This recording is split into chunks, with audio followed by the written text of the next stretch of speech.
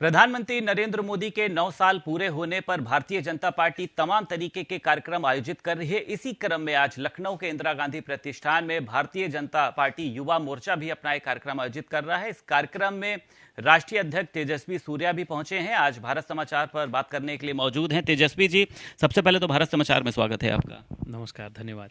अच्छा, ये बताइए तेजस्वी जी, भाजपा का जो युवा मोर्चा है किस तरीके से लोगों के बीच में जाएगा, क्या योजनाएं रहेंगी?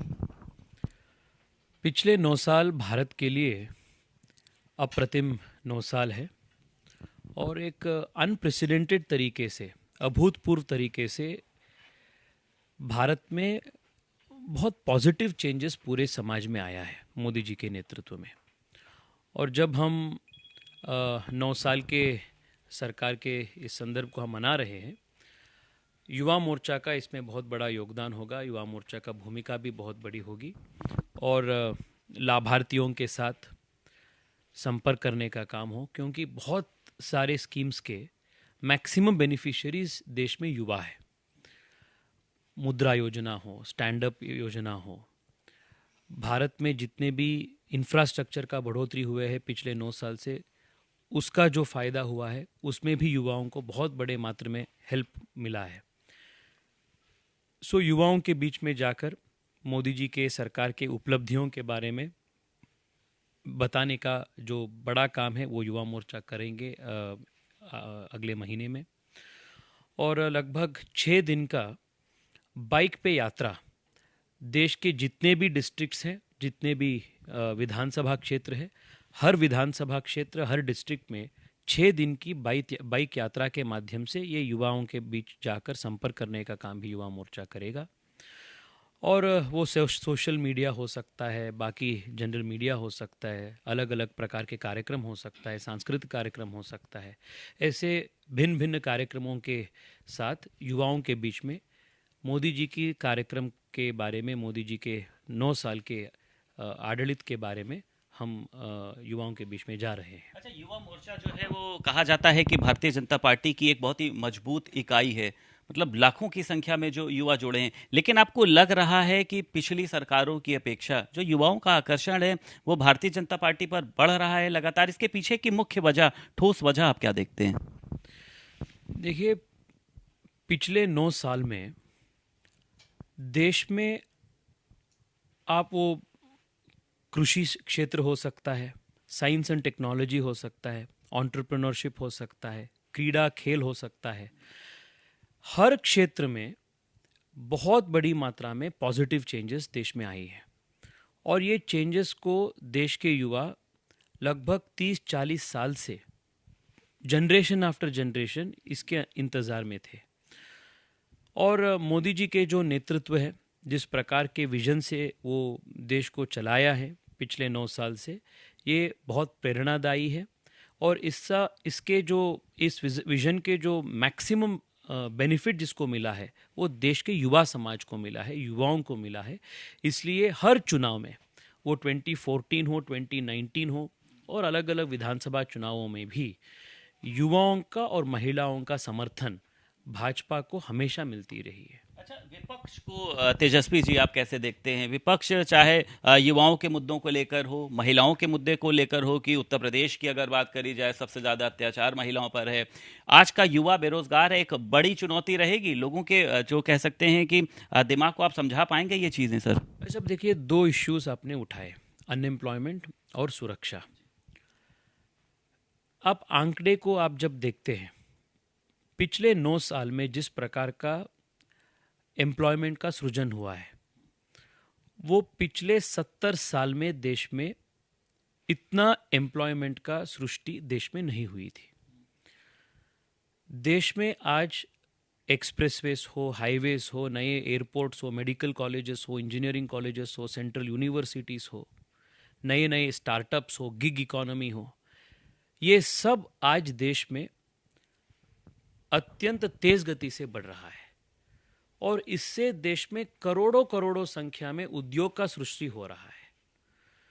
और आज विश्व के सबसे तेज गति से बढ़ने वाली आर्थिक शक्ति में भारत नंबर 1 में है। And this economic progress is translating into creation of jobs. और सिर्फ भारत के ही आर्थिक तज्ञ मात्र नहीं, आईएमएफ हो सकता है, यूनाइटेड नेशंस हो सकते हैं, ऐसे कई सारे इंटरनेशनल ऑर्गेनाइजेशंस भी भारत के इस आर्थिक क्रांति के बारे में टिप्पणी कर रहे हैं पॉजिटिवली। और आप भी उत्तर प्रदेश से आते हैं, और पिछले 5-6 साल से विशेष रूप में यहाँ योगी जी के सरकार स्थापित होने के बाद जिस प्रकार से लॉ एंड ऑर्डर स्थिति यहाँ सुधर चुके हैं, पूरे देश में इसके बारे में चर्चा है, पूरे देश में चर्चा है। और 2024 का जो लोकसभा चुनाव है तेजस्वी जी, एक बड़ा मुद्दा रहेगा। अपराधियों के ऊपर कार्रवाई हो, चाहे उनकी संपत्ति को नष्ट करना हो, माफियावाद को खत्म करना, ये भी एक बड़ा मुद्दा रहेगा। बिल्कुल रहेगा, क्योंकि भारतीय जनता पार्टी आज से नहीं, हमेशा से लॉ एंड ऑर्डर के प्रति भारतीय जनता पार्टी का कमिटमेंट साफ है, स्पष्ट है। वो इंटरनल सिक्योरिटी हो या एक्सटर्नल सिक्योरिटी हो, ये भारतीय जनता पार्टी हमेशा इसके ऊपर बहुत स्पष्ट तरीके से कार्रवाई करके आए हैं। और विशेष रूप में यूपी जैसे स्टेट्स में जहां लॉ एंड ऑर्डर स्थिति पूरा बिगड़ा हुई थी, और मोदी जी और योगी जी की डबल इंजन सरकार आने के बाद लॉ एंड ऑर्डर स्थिति बहुत सुधार चुकी है, और उसके वजह से यहाँ आर्थिकता और यहाँ के डेवलपमेंट आगे बढ़ रहा है। ये चुनाव में बहुत इंपॉर्टेंट मुद्दा होगा ही होगा। अच्छा, विपक्ष जो है वो, चाहे कांग्रेस पार्टी की बात करी जाए, समाजवादी पार्टी या फिर तमाम अन्य दल हैं, आरजेडी हैं, जेडीयू हैं, ये लोग प्रधानमंत्री नरेंद्र मोदी को क्यों नहीं समझ पा रहे हैं? जिस तरीके से अभी नई संसद का उद्घाटन भी आपने देखा, सेंगोल को लेकर हो, हर एक जगह पर टिप्पणी, क्यों नहीं स्वागत करते हैं उनके फैसले का? देखिए, ये सिर्फ मोदी जी के प्रति विरोध नहीं है, ये इन सभी पार्टियों का हिंदू विरोधी मानसिकता को दर्शाता है।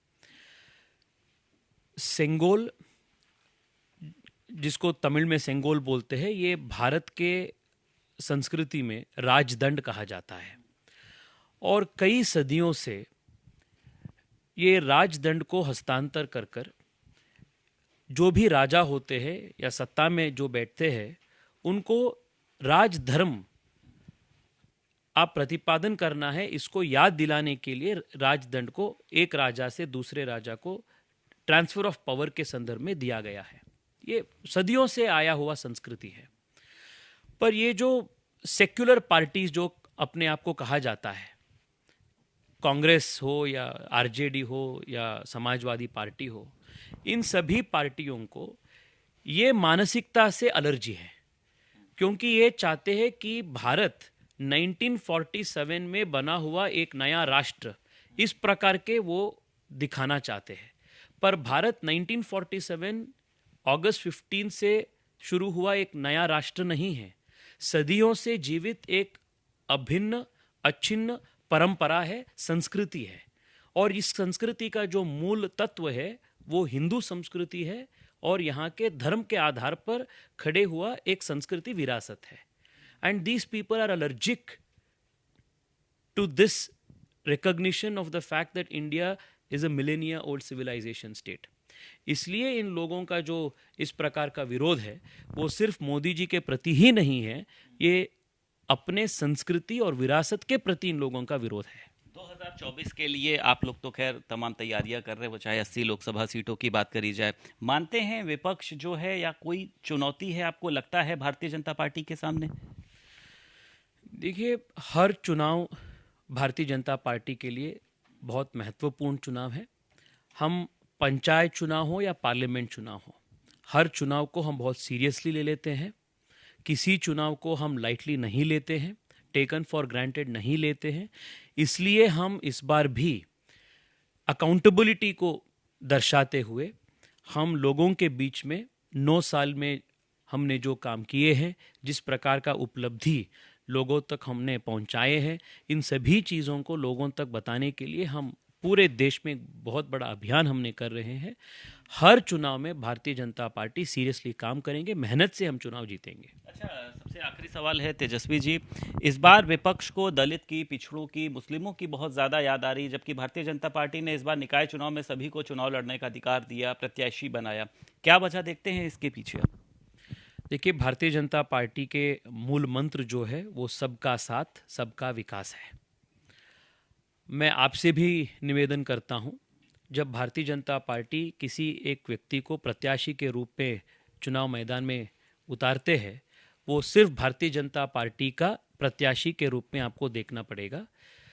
उसको आप हिंदू मुसलमान के लेंस से या अन्य जाति के लेंस से आप देखने का काम जो है वो आप बंद कर दीजिए। ये पिछले जनरेशन का, ये पहले जनरेशन का राजनीति है।